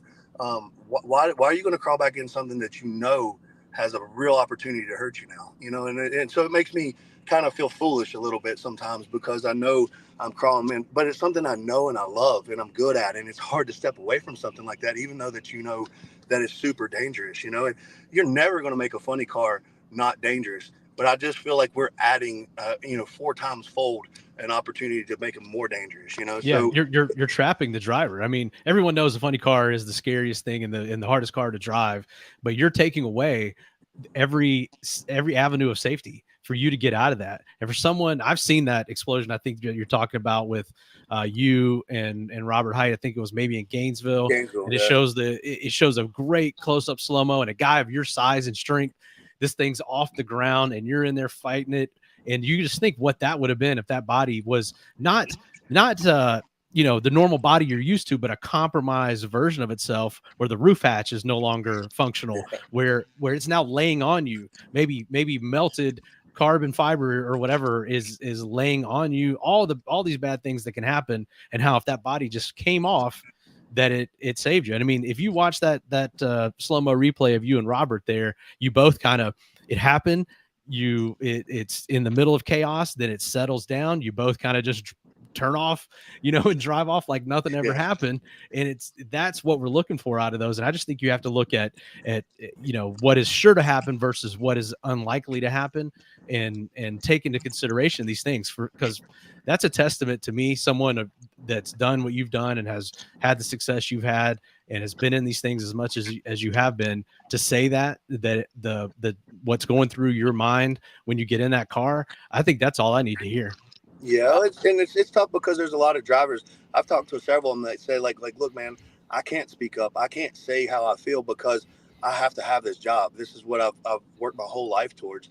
And, I can't be that guy that says ruffles any feathers and stuff. And maybe I'm different because, I've got a couple other businesses at home. And if I, get fired or my hand slapped or this doesn't work out for me, then I'm very disappointed. But like life will go on without Matt Hagen and drag racing, but it's one of those things where I feel like there's a lot of drivers that just are afraid to speak up or afraid to ruffle feathers. And I don't know why, because I know our sanctioning body is really working hard. NHRA really, truly wants to keep us safe, and they're working hard to do so. But I think it comes at an optic of like, how do we keep our fans safe? And then how do you keep someone that's out there that's super happy from doing something? And so I think we're just in a really, really challenging environment with today's world and what we're doing, to move forward. But it is truly one of the things that make me question why I crawl in one of those every weekend, because I know they're dangerous, man. I mean, I've been on fire. I've been, I've hit stuff. You name it. You're going to, if you don't think that that's going to happen in a funny car, you have no business being in one, but I also understand increasing the risk for us, and that's not something I'm okay with. I'm not okay with knowing that I'm doing something that increase the danger, because of when I know we can do one thing and make it a lot less dangerous for ourselves. It seems logical to me, and I understand that like sometimes the logical answer isn't always the right answer, but I do think a lot of times it is. And when you have someone, like you said, that's survived these situations and went through them personally, and like you said, I'm hearing this a lot too, and I'm surprised that there hasn't been more people more outspoken. I think you're 100% right. People that are, making sure they don't lose their ride or ruffle any feathers or piss off the wrong person that's going to cost them their career. But we really do need more people being outspoken and vocal about these things on a multitude of levels. Like, I don't know that it's just this, but I mean, we've seen throughout the course of drag racing history so many things that, the advancement of our sport has been largely driven by the participants, participants who become promoters, participants who become track owners, right? And they bring with them every step of the way their experience as a racer, and they're able to apply that to whatever they do, whether it's building a schedule, the way they lay out their pits, how wide the entrance gate. I mean, all these things you start to factor in. So I love hearing from racers. I mean, that's something we've been committed to since day one at Drag Illustrated, is trying not to get in the way of the voices of our racers. Like, we need to let these people say their piece and give them a platform to say their piece. So I appreciate your candor on it. What do you make of the parachute situation? Because that was something that was really weighing on me, knowing, especially looking at this through the lens of a year where we've seen a lot of teams get disqualified for, not having that correct safety equipment, or having it wired improperly, or not up to snuff, or making a run without some device. We saw a Pro Mod driver lose, have a final round win taken from him just a few short weeks ago because of a safety violation. And then in a moment like this, when we need those systems to work, it would appear that they don't. So it really weighed on me, and I wanted, and I was one of the fans sitting around going, I want to know what happened, because I mean, I want to know why those chutes didn't open. So I guess what's your perspective on the parachute situation moving forward? There's a lot of safety features on the car. There's a burst panel deal where it puts the chutes out. We have when it puts the chutes out, it also turns the fuel off. We have a deal where if you have too much crankcase pressure, it shuts the car off. We have a kill switch for the throttle pedal from the crew chief. On and on and on. Wheel counter on the front of it to put the parachutes out. That's all great when in a great environment. But when things go wrong, that's all dependent upon air. And if those airlines were to break or to malfunction, then it's obsolete, and unfortunately we tie our arms down so they don't flop outside of the cage, and Force's body, he runs his parachute lever, from what I understand, on top of the roof up there, old school style. Like I run mine down towards my brake handle, but when that body pops up, so many times they come down, like, I've had them come down on my steering wheel before. They've come down, crunched up different places, they don't come down and sit back down on the chassis the way they were put on the chassis. You know what I mean? So, in that situation, even he wasn't able to probably get to him manually if he wanted to, because the body was crunched up. The lines back there were probably, the rubber, the plastic lines were probably broken back there. From what I understand was like the body crunched up and the line stretched, but they didn't stretch enough to where the chutes would come out. So then they're just kind of sitting there, and then he couldn't reach them manually, and then all of that stuff that was supposed to work with the air cylinder stuff didn't work, So then on top of him not being able to look like he couldn't see to drive either, because the firewall was in his face instead of instead of the windshield. So just a bad storm for Force, man. And that's, but that all comes back down to tying these bodies down. You know what I mean? Like that body goes away, it pulls the parachutes out, the car settles down, he can see to drive. In my mind, he pulls his spare car out and is running the next race. You know what I mean? The next round, versus what happened to him, and I just, it's devastating to think that our legend of our sport may never get back in a race car again, and it all could be prevented by not tethering these bodies down, and I hate to be the guy that's up here, pounding on the drum, but I really feel like in my heart, it needs to be said, to help save someone else. The biggest fear for me is just getting trapped in one of those cars and it burning up, and with those bodies popping up the way they do, I'm a big guy, so I take all that roof hatch to get out anyway, so if it's cocked over one way or another and you can't move it, you're stuck in that car. And I mean, ask Caps how he felt when he was upside down in one, and he was freaking out, man, and it wasn't on fire or anything, he was just upside down in the sand and couldn't get out and had to wait for all the folks to roll the car over and stuff. So it's a tough situation, and I love our fans. I'm not trying to say anything that we shouldn't protect our fans or we need to go to the absolute extreme to do it. And that's why we are doing the absolute extreme right now, to protect our fans. But I just feel like there's a better way, whether it's netting or don't sell tickets down there at the finish line or whatever, but we can't protect everybody from everything.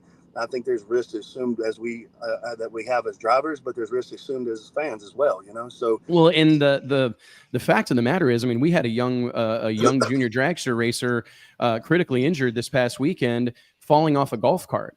I mean, I've always said the pits are as dangerous as the track or starting line at a drag strip, with all the vehicles going around, kids and stuff. Anything, you have to have your head on a swivel, and you step foot inside of a drag strip as a competitor or a spectator or in any capacity, media, that you are taking a risk. And I'm not saying that makes it right, but we have to be a little bit more mindful of that.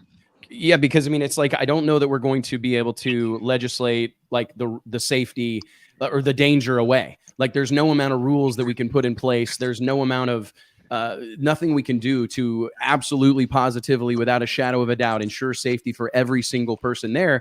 And the cold hard truth is, like, I would argue, Matt, the reason you want to climb back in that thing is because it's fucking badass, and it makes you a badass, right? Like, man. Yeah, I mean, if it wasn't that way, you probably wouldn't have it wouldn't be the drug that Jason Harris talked about. You know, I mean, that's what this deal, it's the danger and the perceived danger that drives the bus across the board.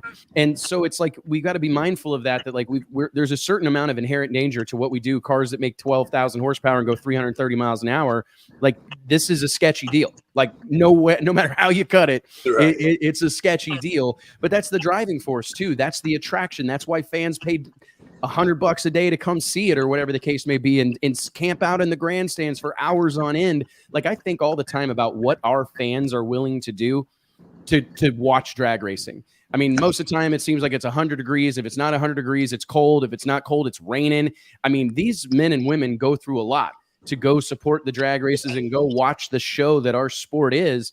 And we got to be mindful of making sure that show remains a show. Right. Yeah. And I like I said, I don't know that there's any way to make it a perfectly safe place. Matt, I do you think we'll see a rule? I see a lot of people in the comments are talking about shoot handle location. JT and I had a conversation in the green room and kind of went back and forth over, where the shoot handle was.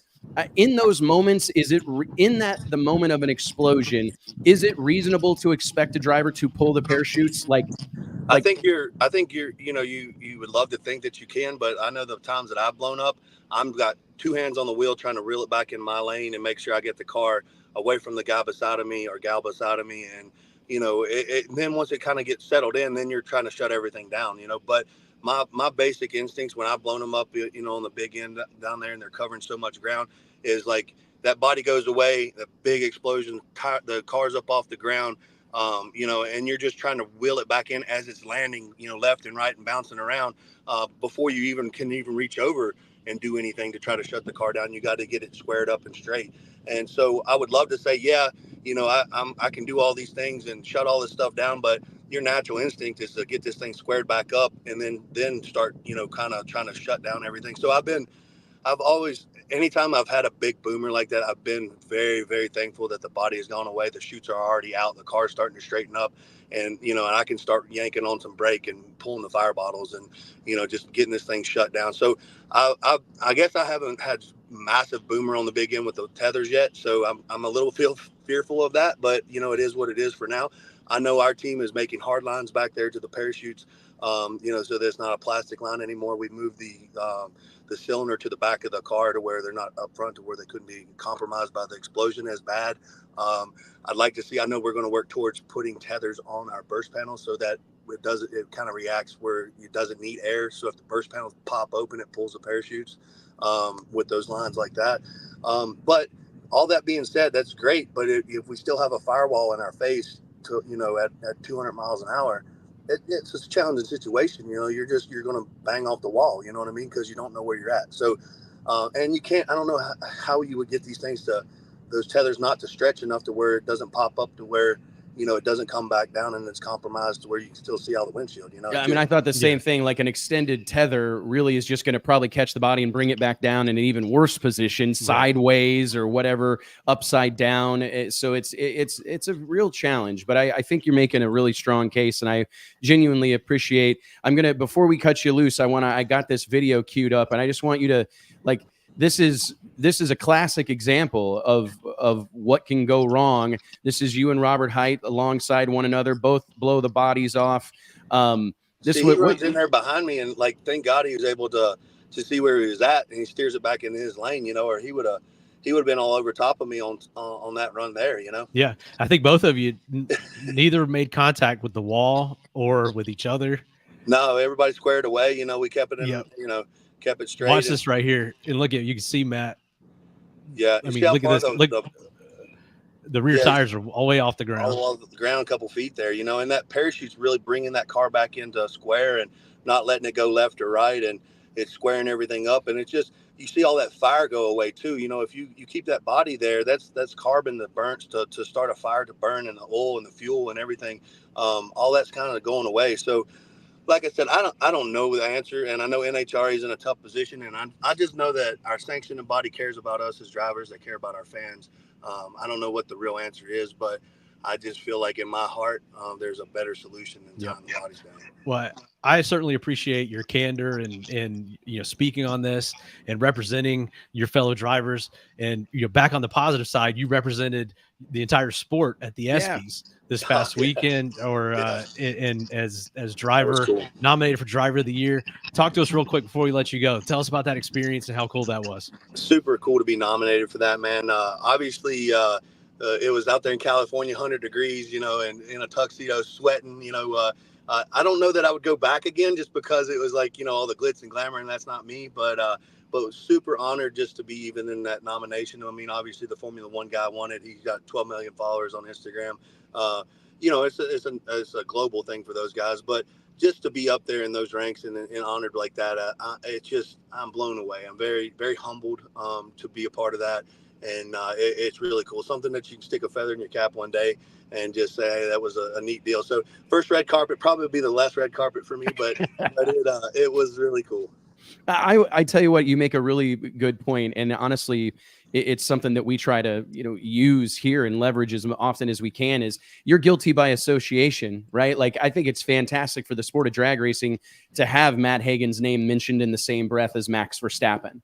Oh, yeah. Because I think that's an important thing. Or Ryan Blaney, like, these are that we need. Drag racing belongs in that conversation.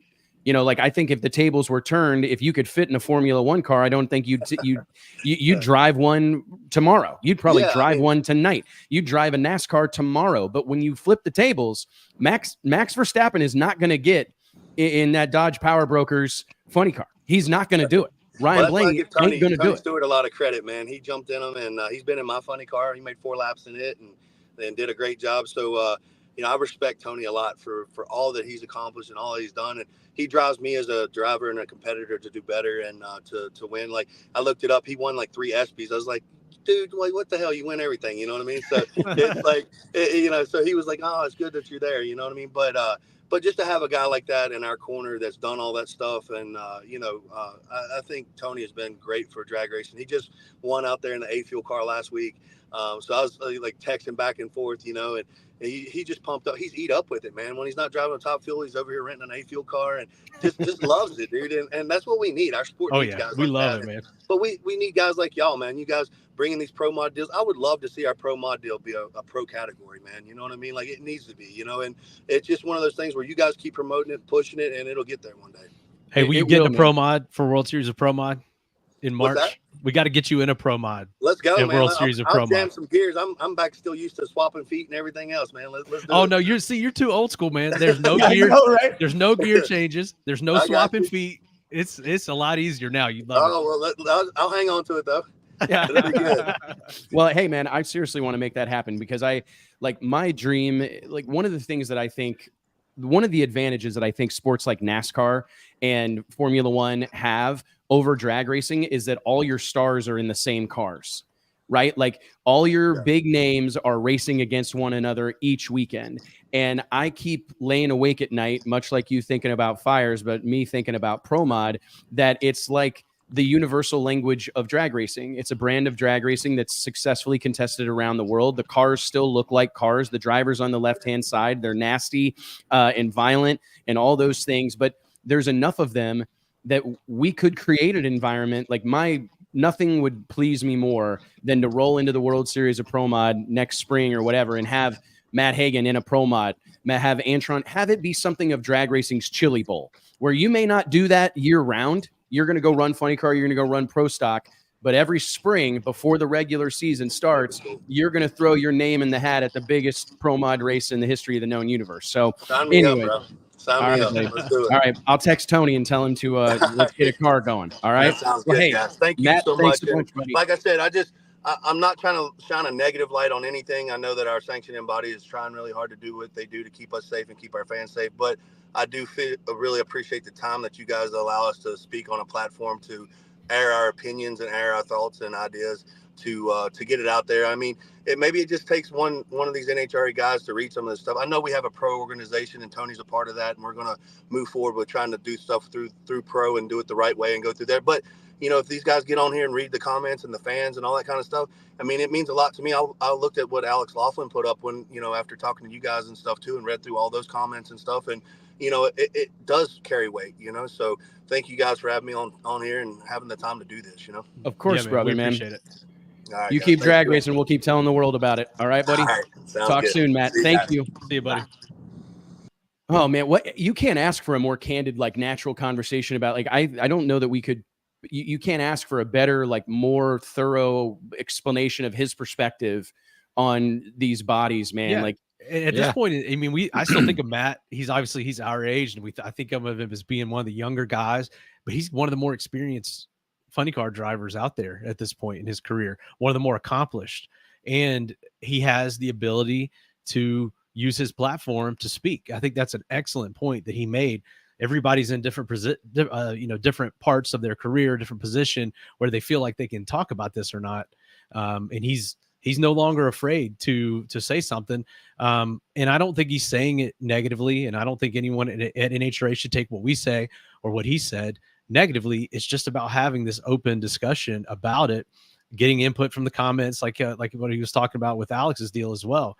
Allowing everyone to have this voice and not being afraid to talk about it. And I think we talked about that last music, weekend, with the whole thing about, with Alan Reinhardt and with the deal, the way they kind of approach it, where the people that know or that need to know or that are affected, they know. You don't need to know. You don't need to ask.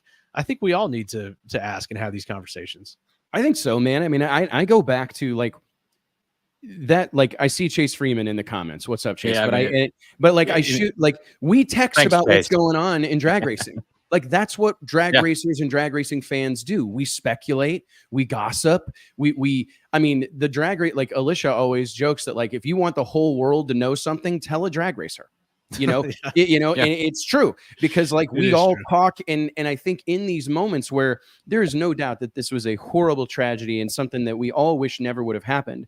But on the heels of this, I don't know that we can be surprised or lean away from massive conversation about it. Like these are things that add to the drag racing experience. Like if it weren't for the community and all the bench racing, I mean, it's a term for a reason. Like they call it bench racing because it's talking about drag racing at your workbench, right? Or on a bar stool. I mean, that's an important part of our sport. You want people to do it. You want people to do it. And I think that's where I do think, like, I'm sure I'll get a glare here and there or whatever, or a dirty look from somebody, or when we've talked about something that people don't want talked about. I'm sure Matt Hagan will contend with a little bit on the heels of this.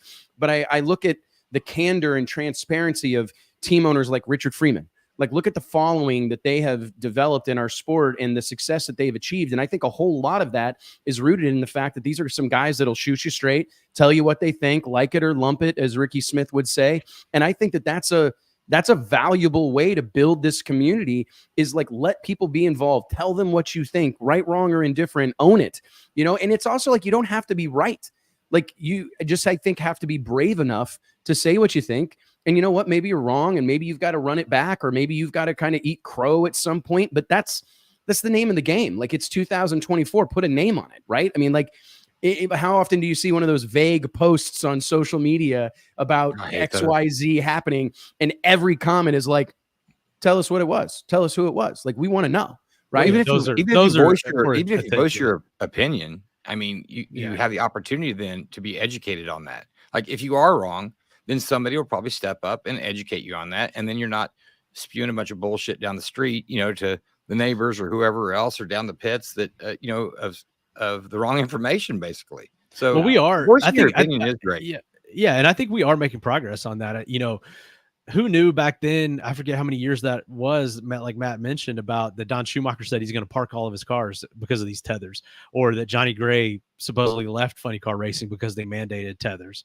Sometimes when it comes to the safety stuff, there has been a little bit of sweeping under the rug some of these reasons for people doing things, or you saw things happen, but you didn't know the exact reason. A lot of this stuff was going on behind the scenes, and the media and the fans weren't privy to it. Now I feel like those conversations get out in the open pretty quickly. And I think it's an important thing, because part of the reason we started this show 5-6 years ago, however long it's been, was because we wanted to keep the conversation going through the week, because that's what other sports have that drag racing historically hasn't. Is we have no problem generating excitement at the racetrack. Come Friday, Saturday, Sunday, we got everybody's attention. People are paying attention. If they're not at the event, they're watching along on Flow Racing, they're watching along on NHRA.tv, however, Motormate, however they follow their racing, right? But where we have lacked in years past is that pundits and talking heads and hot takes and sound bites, all that stuff that in major stick and ball sports happens through the week. So anyways, man, it's I'm proud of the work we're doing here. And I think it's worth whatever, arrows every once in a while come our way. I'll tell you, last week, on a closing note here, I got dozens and dozens of emails from fans and racers expressing their appreciation of us talking about it, because talking about these kind of tough to talk about situations, because no one else really will. And I think it's sometimes I can't believe you actually checked your email. That's the big news coming out. I had 700. We moved, right? I had 798 emails yesterday. What's today? Wednesday, Monday morning. Because I had Lisa. Just go Lisa on it. Don't even look at it. Delete them all. Delete them all. Or I had a moment in time where I would just know that someone sent me an email, so I would check my email and just search for their name. You know what I mean? And not even. But now I'm to the point where I try to, I try to check it every morning. But I try to get to inbox zero. Signing me up to adult sites or something. I don't know what's wrong with my email. Right. I'm sure someone else is signing you up. I can't believe that would happen, man. Yeah. Thanks, Mike. That's terrible, dude. Oh my gosh, you're the funniest. I'm joking. No, but it's that is, I try to get to inbox zero first thing in the morning. That's what I call it. Get to inbox zero, get it all handled, reply and whatnot. But I may not check it again till the next day, because it's like a black hole, and I get in there and start replying to this message, replying to that message, replying, and then the next thing that's the ones that you don't open in the morning. You see it, and you're like, and so you keep going, in a couple of click hours. all in red, and then you keep unclicking it because you're like, I don't want to open that yet. God damn, the funny one is my day. You just gonna ruin my day. I do that with text. Actually. Yeah, emails, I just delete it. I deal with it right away. Yeah, I actually had one this week where one of our friends, one of our people we do business with here at Drag Illustrated and work on a lot of stuff with, he actually texted me. He's like, "Hey, I emailed you," and I'm like, "Oh, thanks you for letting me know, because I haven't checked it in 3 days because I haven't had internet." But anyways, guys, well, hey, again, huge shout out to Redline Synthetic Oils, Stroud Safety Equipment, flowracing.com, Racers Club. Thank you guys for supporting this show and helping us provide a platform to drag racers to share their thoughts and feelings and share their stories and help us kind of to continue to grow this drag racing community. That's certainly our goal, to grow and build the sport of drag racing. Huge shout out to Jason Harris. Congrats on the win at PDRA Pro Stars. Excited to see him back in action in a couple of weeks. It's US 131 up in Martin, Michigan, and it's one of the crown jewels of the PDRA tour, is when they head up north to Michigan and get to be a part of the big Northern Nationals that US 131 puts on every year. And great to hear from Matt Hagan. Really appreciate his candor and his time.